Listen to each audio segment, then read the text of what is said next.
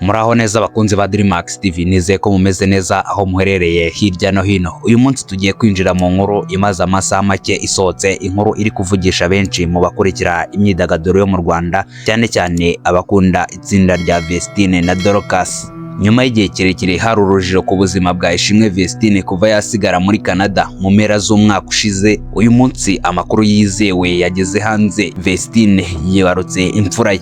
Yabyaye nde? Yabyariye he? Kandi se uyu mwana aje mu bihe ki? Mu gihe hari hashize iminsi mikeya Vestine ubwe yanditse amagambo ateye agahinda avuga ku rugo rwe na Idris.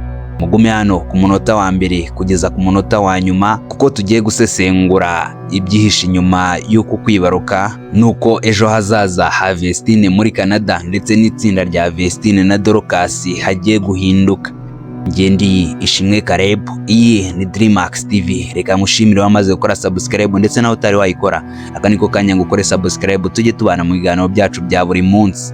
Amakuru yizewe aremeza ko Ishimwe Vestine yibarutse umwana w'umukobwa mu mpera z'ukwezi kwa Werurwe 2026. Bivuze ko ubu mu gihe turimo kuvuga uyu mwana amaze ukwezi kurenga avutse, akaba agiye kuzuza amezi 2. Vestine yabyariye mu mujyi wa Vancouver muri Canada. Niba wibuka neza, uyu mujyi ni umwe muyo iri tsinda ryataramiyemo mu mpera za 2025. Kuva icyo gihe Dorcas na Irene bataha mu Rwanda, Vestine we yafashe icyemezo cyo kuguma muri Canada. Icyo gihe benshi babyibajijeho, bamwe bati yashatse ubuhungiro, abandi bati yangiye umugabo we kuba yataha. Ariko noneho ishusho itangiye kugaragara. Ese kwibaruka uyu mwana niyo yaba yari impamvu nyamukuru yatumye Vestine adakandagira ku butaka bw'u Rwanda mu mpera za 2025? Bitewe n'igihe yabyariye, bishobora kugaragara ko yageze muri Canada igihe cyegereje cyo kwibaruka. Ariko hari ikibazo gikomeye abantu benshi bibaza, uyu mwana aje mu muryango umeze ute?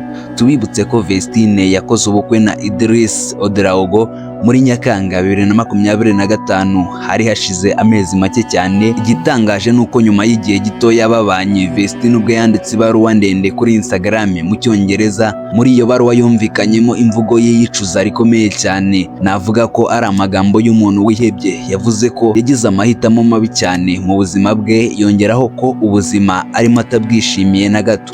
Ibi byatumye benshi bemeza ko urugo rwe na Idris rwamaze gusenyuka nubwo batari bamarana n'umwaka umwe babana. None se uyu mwana w'umukobwa yibarutse azaba ikiraro cyo kugarura uyu muryango mu bwiyunge, cyangwa azaba imfura y'umubyeyi umwe, single mother, muri Canada? Ibi ni ibibazo abafana benshi bibaza, kandi kugeza ubu Vestine aracyagomye mu muhezo muri Vancouver. Kuva mu Gushyingo 2025 ubwo Vestine yasigaraga muri Canada, itsinda rya Vestine na Dorcas ryatangiye kugenda biguru ntege. Iri tsinda ryari rigezweho cyane mu ndirimbo nka Adonai, Nahawe Ijambo ndetse n'izindi. Ryaje kugira icyuho gikomeye cyane.